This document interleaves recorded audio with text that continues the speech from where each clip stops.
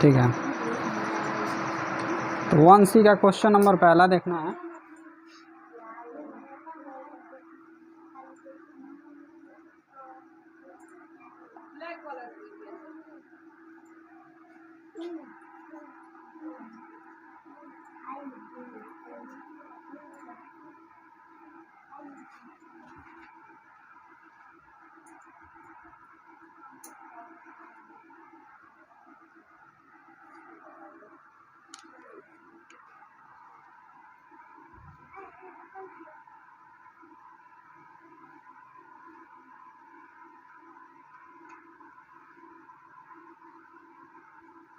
ठीक है,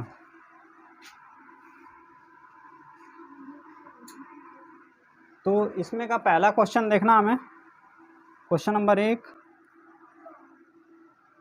1C का क्वेश्चन नंबर 1 है।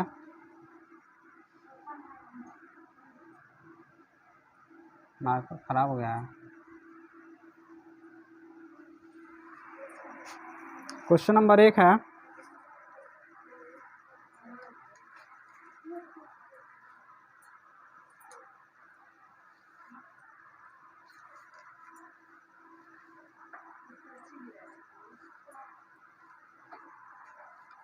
आता कहाँ,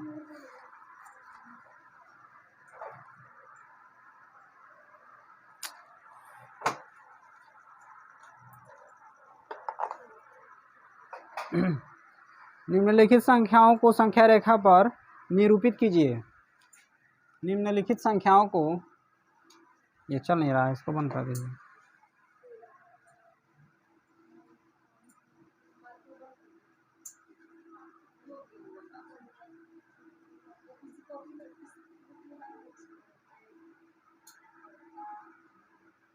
संख्याओं को संख्या रेखा पर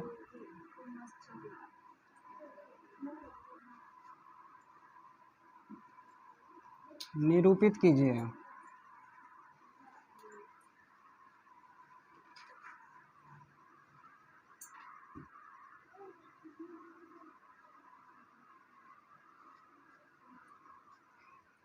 ठीक है, तो पहला दिया हुआ है 1/5, 1/5,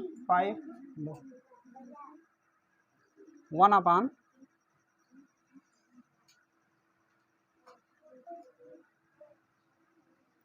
1/5 को संख्या रेखा पर निरूपित करना है। तो कैसे होगा, एक संख्या रेखा लेते हैं, ये वाला चल रहा था।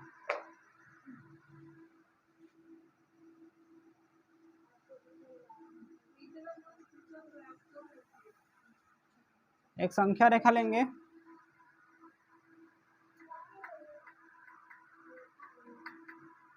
और संख्या रेखा पे 0 से, देखिए पहले चैप्टर में पढ़ा है कि संख्या रेखा पर कोई अगर जैसे कोई चीज़ अगर दिया है माइनस में, तो 0 के इधर वाला माइनस होता है और 0 के उधर वाला यानी कि राइट हैंड साइड का प्लस में होता है ना। तो ये प्लस में दिया हुआ है, तो प्लस में दिया हुआ है तो हम क्या करेंगे ना, 0 से स्टार्ट कर लेंगे इधर से इधर, ठीक है, क्योंकि माइनस में दिया नहीं है तो माइनस वाला लिखने से भी कोई फ़ायदा नहीं है। नीचे का जो हर दिया होता है, कहने का मतलब ये है कि जैसे आपके पास अगर 1 रुपया है, 1 रुपये है ना, तो 1 रुपये को 5 भाग में डिवाइड करके और उसका 1/5वां भाग बताना है, ठीक है ना, 1/5वां भाग बताना है। तो आप क्या कीजिए, इसको 1 लिखिए, यहाँ पे 2 लिखिए, और यहाँ पे 3 हो गया, 1 2 3। अब 1 का 5वां भाग बताना है, तो 1 2 3 4, और ये 5 भाग में इसको हमने डिवाइड कर दिया ना। और यहाँ पे भी 1 2 3 4 5, 1 2 3 4 और ये 5, यानी कि हर एक को 5 भाग में डिवाइड कर दिए। अब 1 का 5वां भाग बताना है, किसका, 1 का, तो 1 का 5वां भाग ये हो जाएगा, यानी कि पहले जो ऊपर दिया रहता है उसको गिन लेंगे, यानी 0 से पहली लाइन हो जाएगी 1/5, 1/5। समझ में अभी हमको नहीं लगता है कि क्लियर समझ में आया होगा। समझने के जैसे एकदम इजी तरीका बता रहे हैं। देखिए, नंबर लाइन अगर पॉजिटिव है तो 0 इधर लगाएंगे और इधर से स्टार्ट करके और एक लाइन खींच देंगे और यहाँ पे 0 कर लेंगे। फिर थोड़े थोड़े दूरी पे 1 2 3 कर लेंगे, है ना। और 1 2 3 के बीच में उसको जो बांटना है उसको नीचे वाली संख्या के हिसाब से बांटा जाता है। अगर यहाँ पे 5 दिया है तो 1 के बीच में 5 खाने होने चाहिए। देखिए एक खाना ये हो रहा है, 1 2 3 4 5। एक को हमने कितने भाग में डिवाइड किया है? 5 भाग में, और उसका हमें पहला भाग बताना है ना। तो हमें पहला भाग ये हो जाएगा, यानी कि यहाँ से यहाँ तक का पहला भाग हो जाएगा। अगर वही चीज़ अगर 2/5 दिया होता तब हम यहाँ पे कर लेते, 3/5 दिया होता तो यहाँ पे कर लेते, है ना। तो हमारा 1/5 ये हो गया। चलिए अब हम चलते हैं उसमें का क्वेश्चन नंबर 2 देखते हैं। देखिए माइनस में 2/5 दिया भी है, देखिए इसमें दिया है दूसरा माइनस में 2/5। मैं अभी बताऊँ कि माइनस होगा तो 0 को इधर लगा के इधर से स्टार्टिंग कर लेंगे, है ना। यानी कि संख्या रेखा को दाहिने ओर से बाएं की ओर बना लेंगे, ठीक है। बनाते हैं संख्या रेखा, ये हो गया। यहाँ पर हो जाएगा 0, 0 से थोड़ी दूरी पे 1 लेंगे, फिर यहाँ -1 लेंगे, फिर थोड़ी दूरी पे -2, फिर यहाँ पे -3। नीचे कितना दिया है? 5 ना, तो 5 5 करके बांट लेंगे।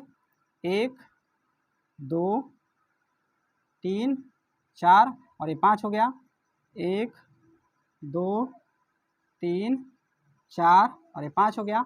आप लोग को ये होगा तो स्केल से नाप के करिएगा, बराबर बराबर डिस्टेंस रहेगा। यहाँ पे स्केल नहीं लग पाएगा, इसीलिए ऐसे बना रहे हैं केवल। 1 2 3 4 और ये 5 हो गया, ठीक है। अब हमें माइनस में बताना था, माइनस में 2/5 बताना था, तो इधर से गिनिए 1 2, यहाँ पे आ रहा है ना, तो ये हो जाएगा हमारा माइनस में 2/5, आंसर हो जाएगा ये। चलिए तीसरा इसी में का बता दे रहे हैं, एक और है। तीसरा क्या दिया है भाई? 3 कंप्लीट 2/7, 3 कंप्लीट 2/7, यानी कि 2 3 सही 2/7 दिया हुआ है, और वो भी पॉजिटिव दिया हुआ है, माइनस उसमें नहीं दिया हुआ है। तो इसको हम क्या करेंगे, ऐसे बनाएंगे, और इधर से बनाना है हमें, 0 यहाँ पे लेंगे और कुछ दूरी पे जाके 1 ले लेंगे, फिर कुछ दूरी पे 2, फिर यहाँ पे 3,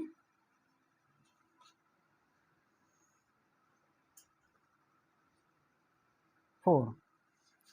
चलिए एक चीज़ मैं आप लोग को मैजिक के जैसे मैजिक होता है ना, वैसे होगा, देखिएगा। 7 3 जा 21 और 2 इसमें प्लस करना होता है ना, तो कितना हो जाएगा? 23, यानी कि 23/7, ठीक है। 23/7 हो गया, इसी के जैसे हो गया ना। हाँ चलिए अब नीचे हमारा 7 दिया है, तो सबको 7 भाग में डिवाइड करना है, ठीक है। तो डिवाइड करते हैं, 1 2 3 4 5 6 और ये 7 हो गया। फिर यहाँ पे 1 2 3 4 5 6 और ये 7 हो गया। 1 2 3 4 5 6 ये 7 हो गया। 1 2 3 4 5 6 और ये 7 हो गया। तो सारे नंबर्स को हमने 7 भाग में डिवाइड कर लिया, ठीक है ना। अब हमारा यहाँ पे दिया है 3 कंप्लीट, कंप्लीट का मतलब 3 पूरा है, 3 क्या है? पूरा है। और 3 के बाद 2 स्टेप और बताना है, समझ में आ रहा है ना। 3 के बाद 2 स्टेप और बताना है। तो 3 के बाद हम चाहेंगे तो डायरेक्टली यहाँ पे देखते हैं 3 है, और 3 के बाद 2 स्टेप यहाँ पे ले लेंगे, तो यहाँ पे हो जाएगा 3 कंप्लीट 2/7, ठीक है। और एक और तरीका बता रहे हैं, देखिए गिन लीजिए। 23 है ना ऊपर, मैं बताया था ना कि जितना ऊपर होगा उतना गिन के लगा लेंगे। तो गिनिए 23, 1 2 3 4 5 6 7, 7 इसमें है, 7 इसमें, 7 दूना 7 त्रिके 22 और 23 आया ना परफेक्ट। हाँ तो ये हो गया, ऐसे करना होता है। कंप्लीट में दिया है तो 1 2 3 डायरेक्टली गिनेंगे, उसके बाद जो ऊपर दिया रहेगा वो गिनेंगे और उसके बाद लिख लेंगे, हमारा आंसर सही होगा। दोनों इसलिए इस तरह कर दिए हैं ताकि आप लोग को समझने में आसानी होगा। समझ में आया ना? तो संख्या रेखा पर इस तरह से होता है। इसमें एक बचा है 8/3, तो आप लोग कर लेंगे। दूसरा देखते हैं, निम्नलिखित परिमेय संख्याओं में से कौन सी संख्या शांत दशमलव के रूप में निरूपित कर सकते हैं।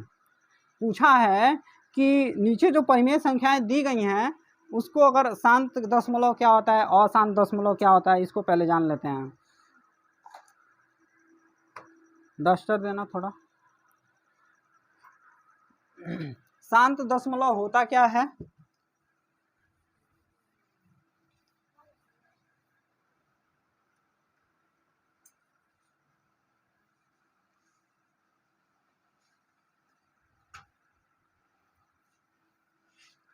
क्वेश्चन नंबर 2 में दिया है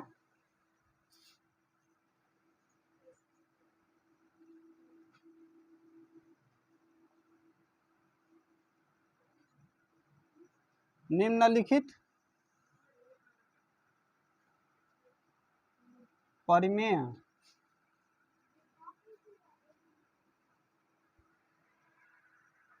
संख्याओं में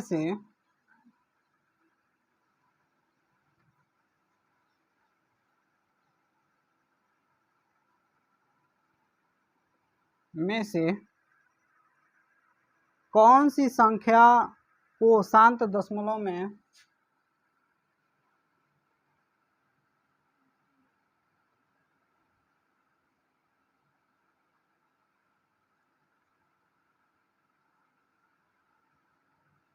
कौन सी संख्या को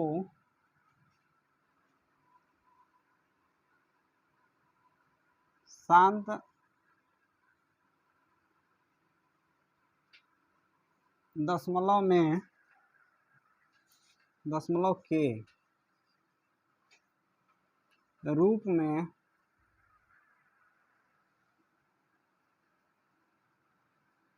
निरूपित कर सकते हैं।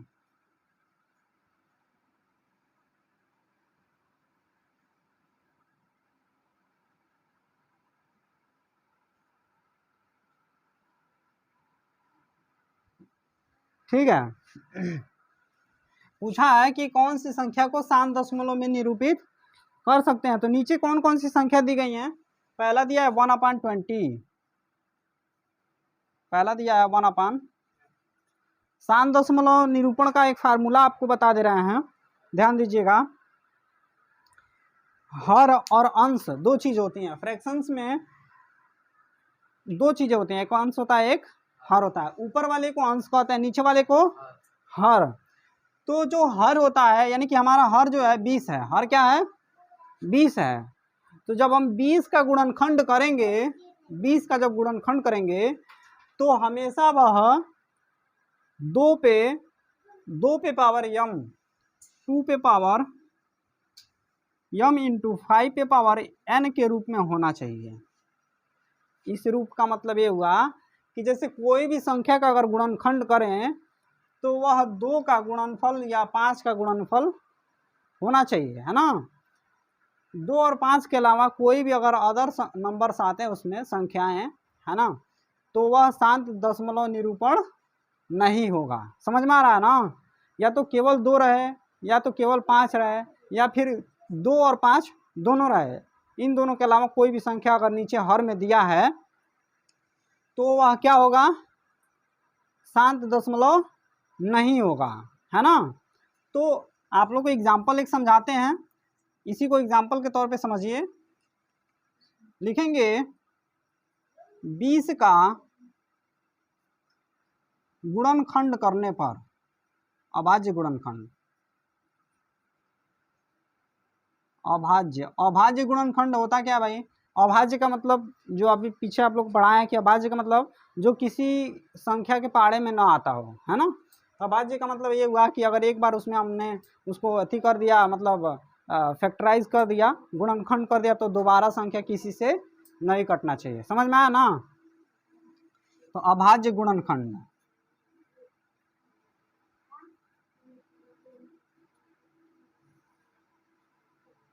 करने पर।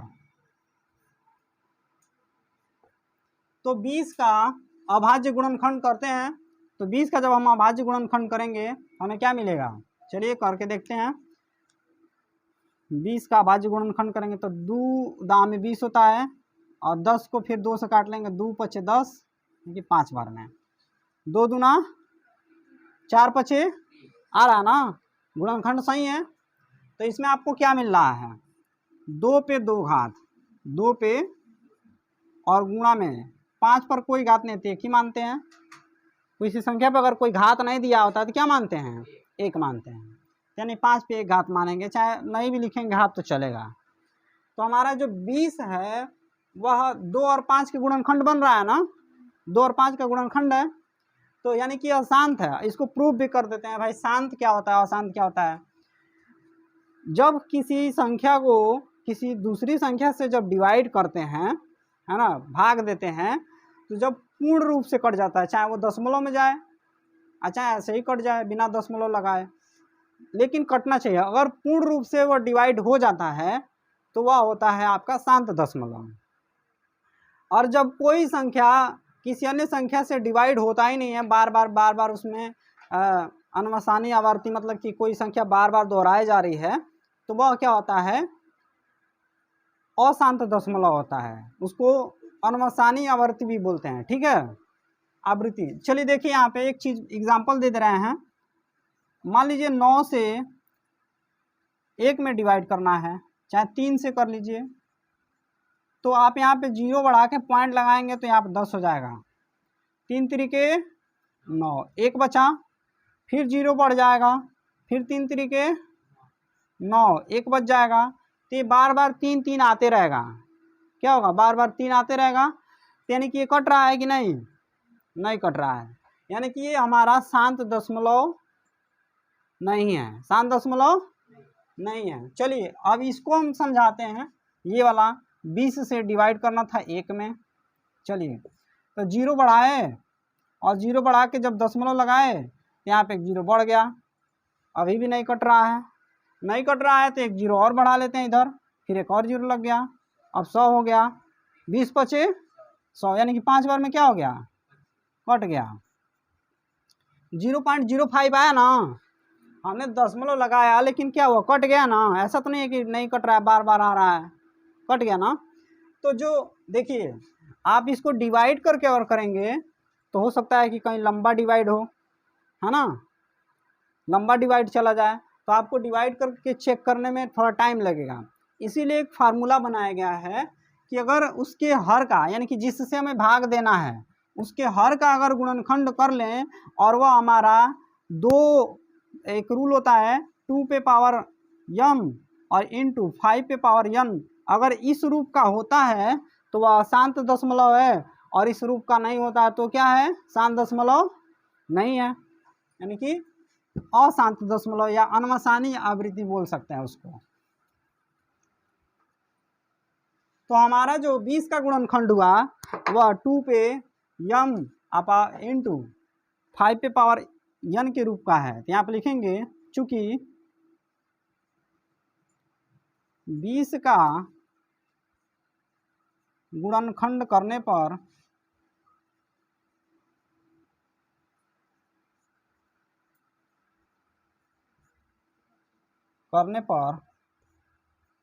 हम पाते हैं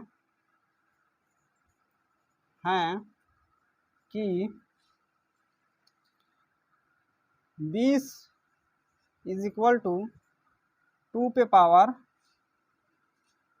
चाहे इसको ऐसा नहीं ऐसे लिखते हैं, पाते हैं कि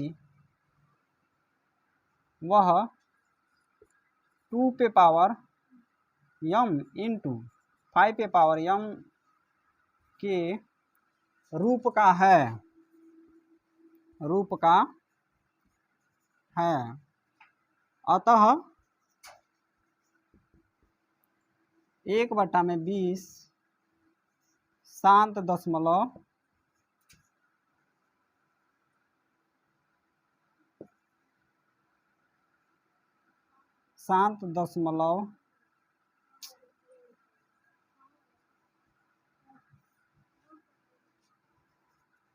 है।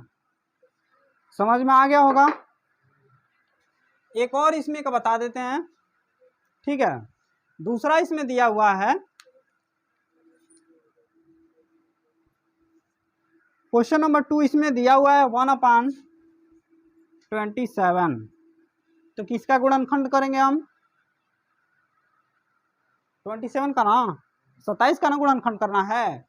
तो लिखिए यहाँ पे 27 का अभाज्य गुणनखंड करने पर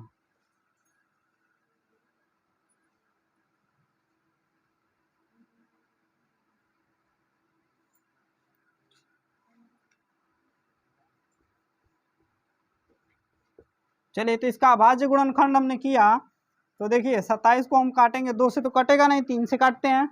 तो 3 9 27, और फिर 9 को काटेंगे 3 से, तो 3 त्रिके 9, यानी कि 3 त्रिके 9, 9 त्रि, सही है। इसमें 2 और 5 आया ना? आया है? नहीं आया है, हम पूछे हैं बस। 2 और 5 नहीं आया है, यानी कि इसमें केवल 3 पे पावर 3 आया है। तो यहाँ पे ये क्या है, शांत दशमलव है कि नहीं है? नहीं है, क्योंकि इसमें 2 और 5 नहीं दिया हुआ है। तो यहाँ पे लिखिएगा, चूंकि 27 का गुणनखंड करने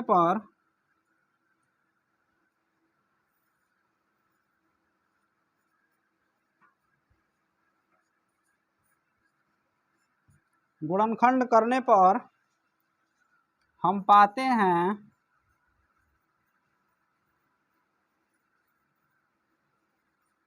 कि वह 2 पे पावर m इंटू 5 पे पावर m के रूप का नहीं है।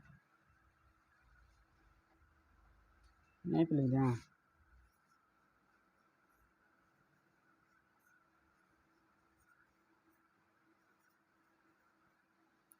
अतः